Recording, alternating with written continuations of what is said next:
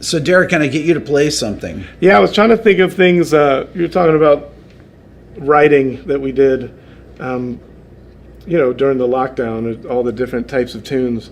And, a lot of times I'll write something and then I'll remember where I think it came from.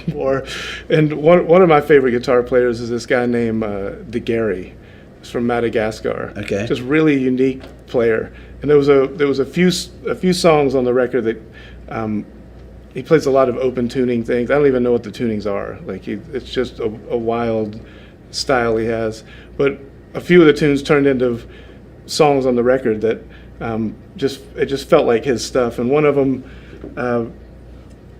one of those rare times where you have an idea and it's just kind of fully formed. And I recorded it on my phone. And I thought of DeGary, and then I thought of my friend Oliver Wood, who's a great singer, songwriter, guitar player. And I just sent him the clip, and he was like, "Man, I've been listening to that melody for days. You mind if I finish writing it?" It's like, have at it. So he wrote this beautiful tune that ended up being called "I Can Feel You Smiling," which was kind of written about the Colonel. Oliver was there that night with us too. Yes, that's right. But this song, I'll just play a little bit of it, but it's got a little bit of the DeGary thing. It also has a little bit of the maybe Duane Allman, Little Martha vibe. But a lot of that's just open tuning, Mm-hmm. So.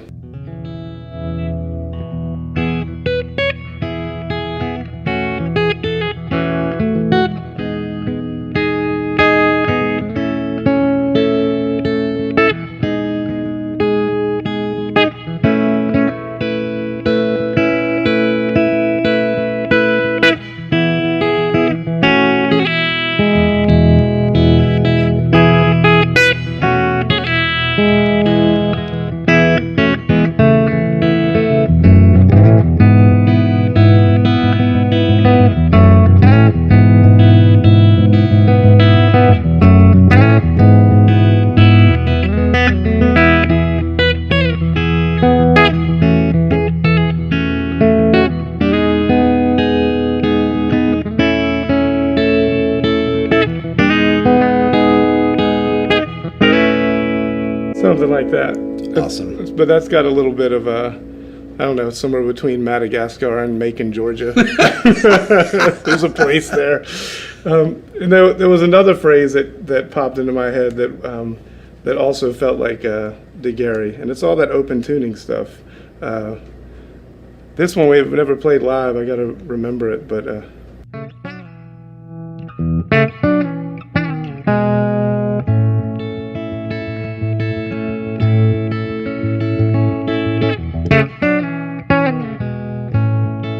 Kind of the base of the tune, but his stuff is always, a lot of his stuff is all triplets. He plays a lot of triplets, but the melodies that I take out of his stuff just seem to come from a different place. I highly recommend.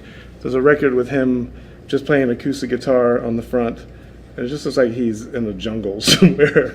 But he was kind of famous for, he would roll in for these sessions without a guitar. They'd buy him a guitar, he'd record, and then just split. The guitar would be like, he would just wander, man.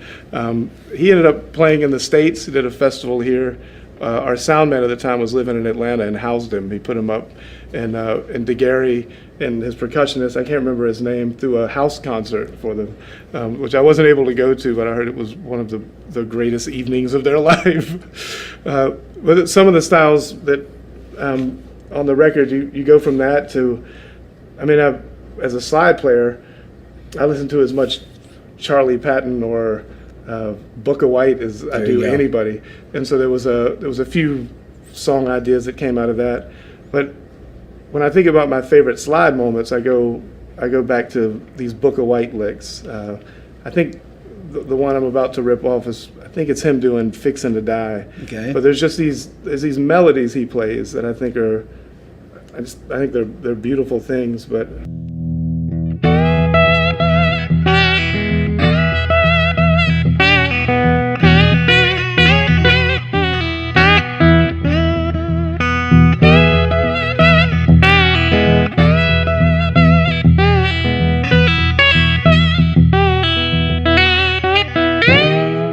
Just little things like that I could Derek, listen to all day long. When you're doing this stuff, are you muting with the palm of your right hand also at the same time? Or how do you get the clarity of every note like that? I'm not sure. I'll have to look this time. So, sometimes. But it's usually, I'm using almost all of my fingers, so you're kind of muting that way without thinking about it. You do some of these incredibly fast runs, though, that I can't even fathom how you do them and play them so in tune. Those are probably laying my thumb down. Okay. And the single notey stuff. I'll just play some melodies for you. Yeah.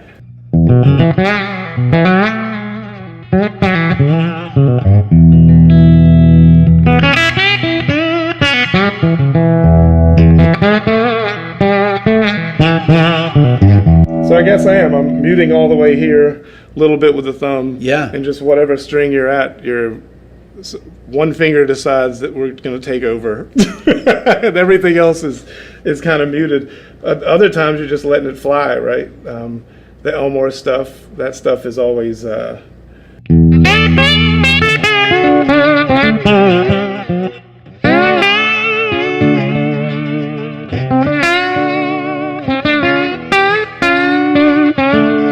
just melodies for days. Those are the guys that I think you can always go back to the well. There's always almost when we dug into that poem, that Nizami poem.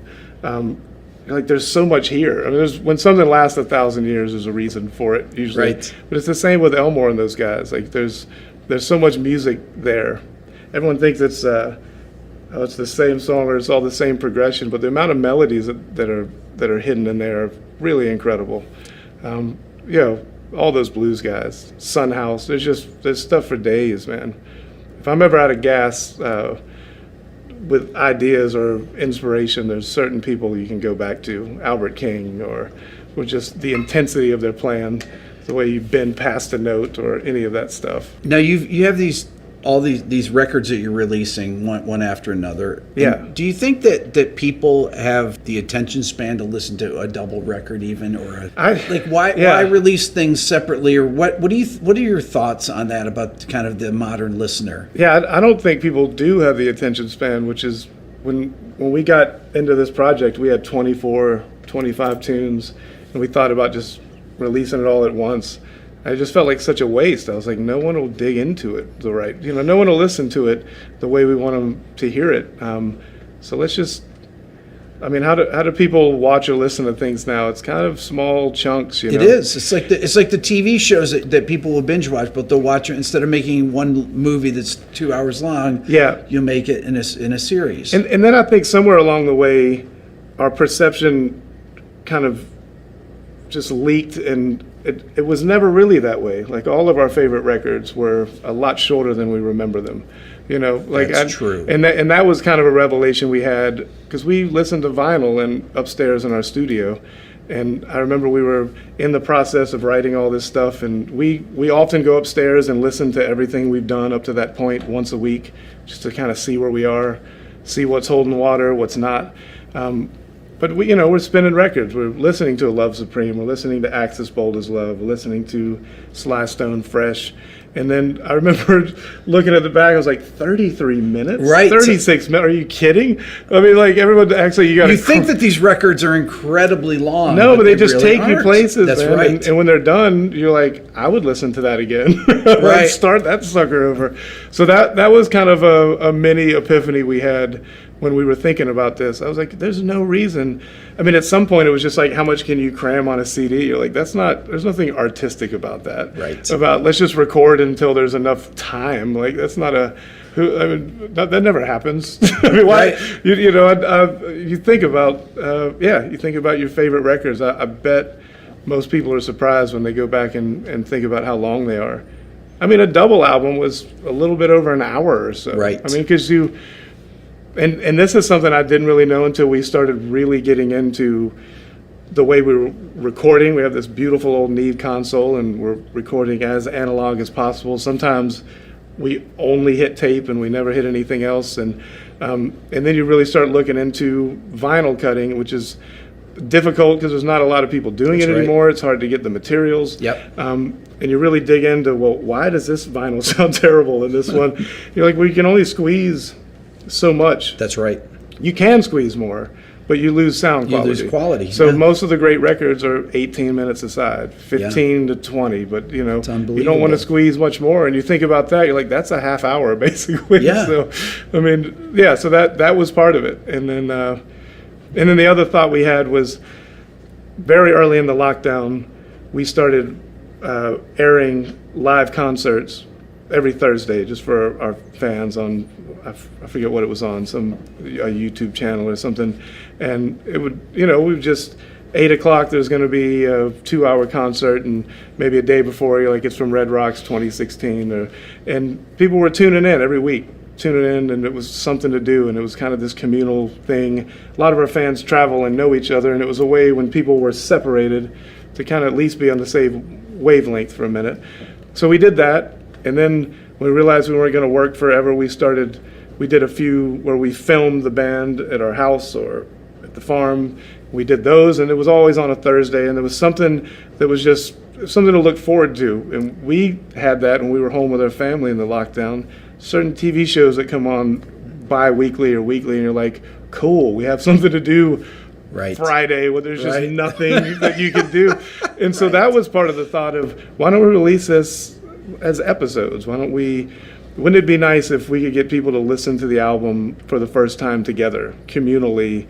Because every record we've done in the last decade or so, you spend a long time. There's a lot of work that goes into making an album.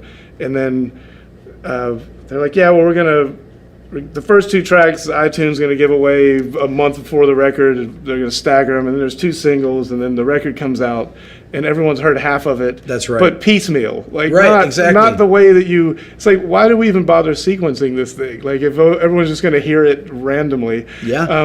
And so we wanted to be really stubborn about, we want this thing to come out, and we want people to hear it the way we want you to hear it, and like, there's a reason it starts here and ends here, and so that was the thought. And then we put visuals with it, and we were like, well, we'll just air it for free for some time, and then we'll release the records like you release it and see how it falls.